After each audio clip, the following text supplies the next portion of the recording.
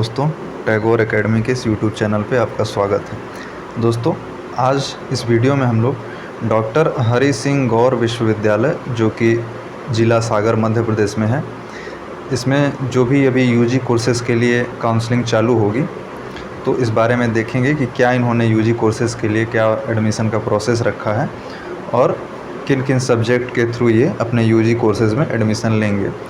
CUET की आपकी marksheet already आ चुकी है, आपने कुछ सब्जेक्ट में पेपर दिया होगा, तो हम इस वीडियो में यही देखेंगे कि क्या जिन सब्जेक्ट में आपने पेपर दिया है उन सब्जेक्ट के माध्यम से आप इस विश्वविद्यालय में, इसे सागर विश्वविद्यालय भी शॉर्ट में हम बोलेंगे, तो जिन भी सब्जेक्ट में आपने सीयूईटी में एग्ज़ाम दिया है, क्या उन विषयों के माध्यम से आप सागर विश्वविद्यालय में एडमिशन के लिए एलिजिबल हैं या नहीं।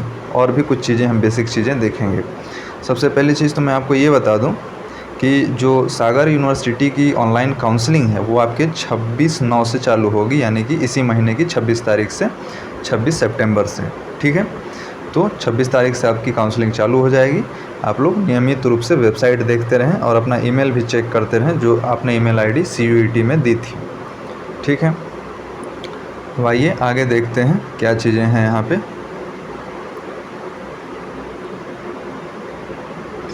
यहाँ पे कुछ बेसिक चीज़ यूनिवर्सिटी के बारे में दिया गया है, तो वो इम्पोर्टेंट नहीं है हमारे लिए।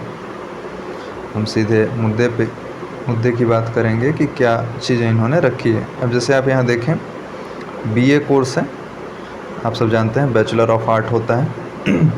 अब यहाँ पे इन्होंने क्या रखा है, 10+2 किसी भी सब्जेक्ट से, आप आर्ट हों, कॉमर्स हों या फिर साइंस हो, किसी भी कैटेगरी से आपने 10+2 रखा है। 45% यदि आप जनरल ओबीसी ईडब्ल्यूएस हैं और 40% यदि आप SC ST हैं और PWD हैं, इनके लिए 40% 12th में आपके होने चाहिए। ये हो गया बेसिक चीज़। दूसरा कि इन्होंने CUET का क्या क्या एलिजिबिलिटी रखा है, मतलब क्या क्या CUET का कौन कौन सा सब्जेक्ट के मार्क्स ये लोग एक्सेप्ट करेंगे BA में एडमिशन के लिए।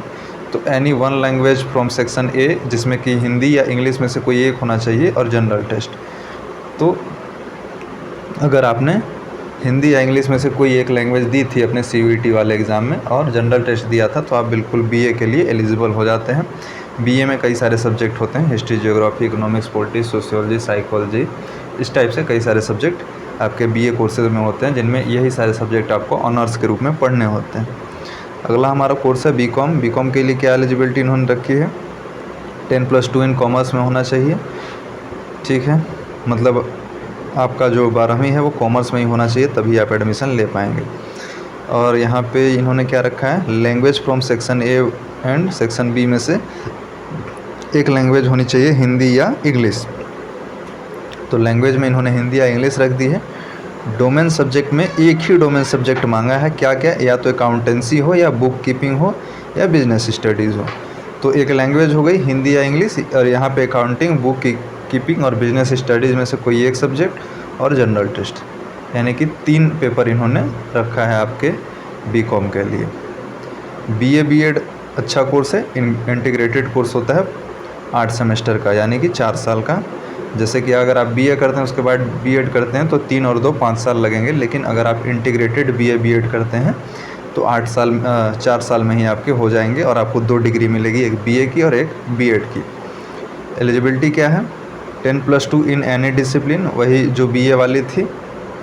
और उसके बाद इन्होंने क्या रखा है, जो यहाँ पे सब्जेक्ट में आप देखेंगे तो any one language from section ए, हिंदी और इंग्लिश कोई एक। डोमेन सब्जेक्ट में इन्होंने टीचिंग एप्टीट्यूड रख दिया है और जनरल टेस्ट। 3 सब्जेक्ट यहाँ पर रखा है, लैंग्वेज में हिंदी या इंग्लिश, फिर डोमेन में आपका टीचिंग एप्टीट्यूड और तीसरा जनरल टेस्ट। तो अगर आपने ये 3 पेपर CUET एग्ज़ाम में दे रखे हैं तो आप बिल्कुल BA और BEd के लिए एलिजिबल हो जाते हैं। BFA bachelor in fine art, इसका क्या है, एनी वन लैंग्वेज हिंदी और इंग्लिश और जनरल टेस्ट, बिल्कुल वही सिंपल सा BA वाला एलिजिबिलिटी क्राइटेरिया। यहाँ पे भी आप इसको देखते चलें, ये 10+2 in any discipline, 45% for general OBC और EWS, और SC ST के लिए 40%। BBA ऑनर्स है, बैचलर इन बिजनेस एडमिनिस्ट्रेशन होता है, any one language for section A 1A, Hindi और इंग्लिश में से कोई एक, डोमेन में क्या रखा है इन्होंने, बिजनेस स्टडीज़, और फिर सेक्शन 3 में से जनरल टेस्ट। तो ज़्यादातर कोर्सेज़ के मिलते जुलते ही एलिजिबिलिटी क्राइटेरिया हैं इनके, मिला जुला के एक ये लैंग्वेज ले ही रहे हैं हर जगह, हिंदी या इंग्लिश में से, और जनरल टेस्ट ले ही रहे हैं। डोमेन में इन्होंने कहीं लिया है, कहीं नहीं लिया है, और कहीं कहीं चेंज किया है। तो बस डोमेन सब्जेक्ट इनका चेंज हो रहा है, बाकी तो आपका लैंग्वेज और जनरल टेस्ट वही है। बीएससी के लिए देख लेते हैं क्या है। 3 डोमेन सब्जेक्ट आपको रखना है, physics, chemistry, biology from section 2 और जनरल टेस्ट। यहाँ पे लैंग्वेज वाला सीन नहीं है। बीएससी के लिए आपको बायो ग्रुप के लिए क्या होना चाहिए, फिजिक्स, केमिस्ट्री, बायोलॉजी आपका डोमेन सब्जेक्ट होना चाहिए और जनरल टेस्ट। तो आप बिल्कुल एलिजिबल हो जाते हैं। क्राइटेरिया क्या है, 10+2 इन साइंस, बायोलॉजी ग्रुप से होना चाहिए, 45% for general OBC EWS, 40% for SC ST। 12th में आपका इतने नंबर होने चाहिए। आगे देखते हैं क्या है, बीएससी बीएड इंटीग्रेटेड कोर्स 4 साल, वही क्या है, 4 domain subject, physics, chemistry, biology और टीचिंग एप्टीट्यूड। बस इतना ही इन्होंने इसके लिए रखा है। यहाँ पे इन्होंने जनरल टेस्ट नहीं रखा है। तो अगर आपने ये सारे सब्जेक्ट दे रखे हैं, फिजिक्स है आपका, केमिस्ट्री है, बायोलॉजी और टीचिंग एप्टीट्यूड है यहाँ से, तो बिल्कुल आप बीएससी बीएड के लिए एलिजिबल हो जाते हैं। बाकी यहाँ पे क्राइटेरिया तो वही होगा। पीसीबी है आपका 12th में, और 40% और 45% वाला सीन तो आपको पता ही है। बीएससी है math group, 3 domain subject, physics, chemistry, mathematics, same वही क्राइटेरिया, 10+2 में मैथमेटिक्स होना चाहिए। अच्छा, और चीज़ भी है यहाँ देखिए, 3 डोमेन सब्जेक्ट तो है ही, प्लस इन्होंने जनरल टेस्ट भी रखा है बीएससी के लिए, ये भी आप ध्यान देंगे। यानी कि बीएससी मैथ ग्रुप के लिए इन्होंने डोमेन में फिजिक्स, केमिस्ट्री, मैथ तो रखा ही है, आपका जनरल टेस्ट भी रख लिया है। बीएससी बीएड मैथ्स ग्रुप के लिए इन्होंने क्या रखा है, डोमेन में physics, chemistry, mathematics and teaching aptitude, ये इतने सब्जेक्ट इन्होंने बीएससी बीएड के लिए रखे हैं। ठीक है। बीसीए है अगला, बैचलर इन कंप्यूटर एप्लीकेशन, इसके लिए इन्होंने क्या रखा है, बीसीए हो गया, any domain subject, physics, chemistry, mathematics और कंप्यूटर साइंस। ठीक है, और जनरल टेस्ट। तो अगर इन सब्जेक्ट में आपने दे रखा है तो आप बिल्कुल एलिजिबल हैं। बी फार्मा है, इसके लिए क्या एलिजिबिलिटी है, वही 3 domain subject, physics, chemistry, mathematics. ठीक है।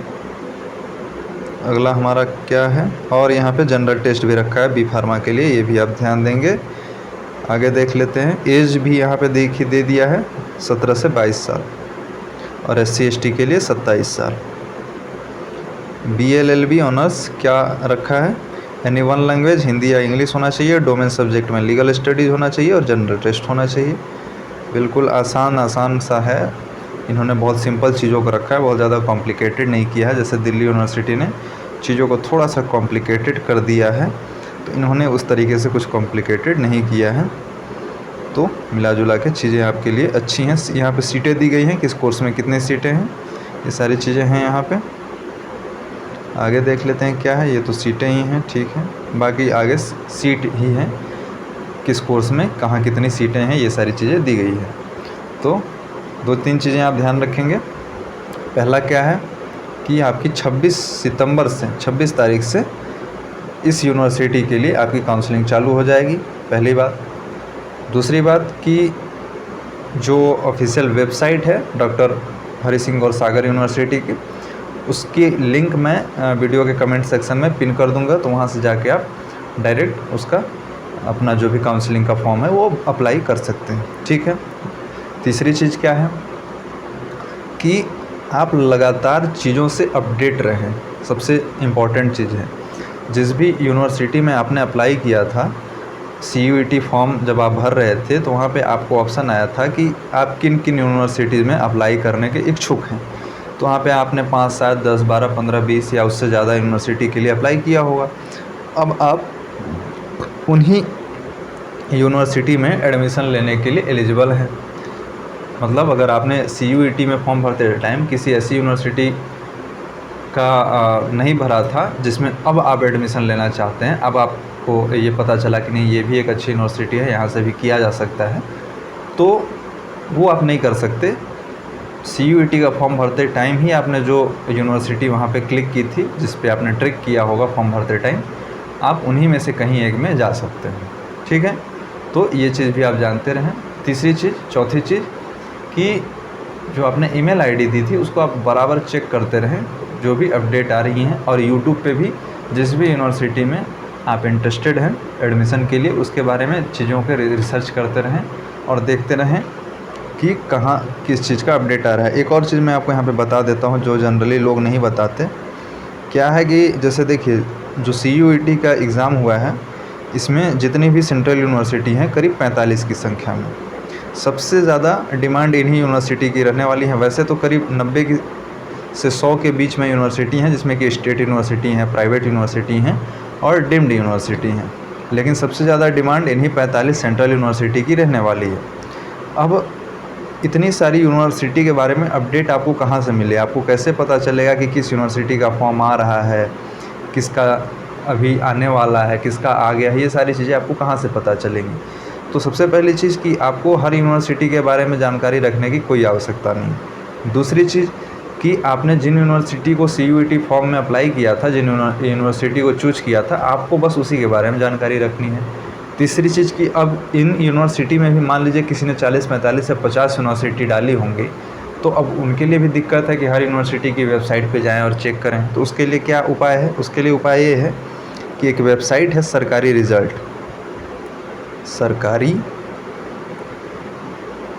RESULT,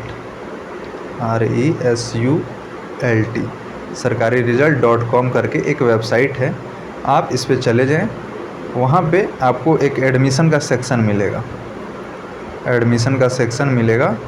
बस उसी सेक्शन में आपको जाना है। वहाँ पे आपको सारी यूनिवर्सिटी का आपको ऑप्शन मिल जाएगा कि किस यूनिवर्सिटी का काउंसलिंग का फॉर्म आ गया है और कब से कब तक डेट है। तो वहाँ से आप इन सारी ही यूनिवर्सिटीज़ के बारे में एक ही जगह से अपनी जानकारी ले सकते हैं। तो उम्मीद करता हूँ कि आज का ये वीडियो आपको पसंद आया हो। अगर वीडियो पसंद आया हो तो वीडियो को लाइक ज़रूर करें, चैनल को सब्सक्राइब कर लें, और हर यूनिवर्सिटी के बारे में ऐसे ही जो भी इन्फॉर्मेशन है वो लाते रहूँगा बारी बारी से। अगली यूनिवर्सिटी देखते हैं, कोई इंपॉर्टेंट यूनिवर्सिटी उठाएंगे, कोई अच्छी यूनिवर्सिटी जो छात्रों के बीच डिमांडिंग हो। तो तब तक के लिए नमस्कार। आप अपना ध्यान रखें, पढ़ाई करते रहें और अपडेट रहें चीज़ों से। बहुत बहुत धन्यवाद।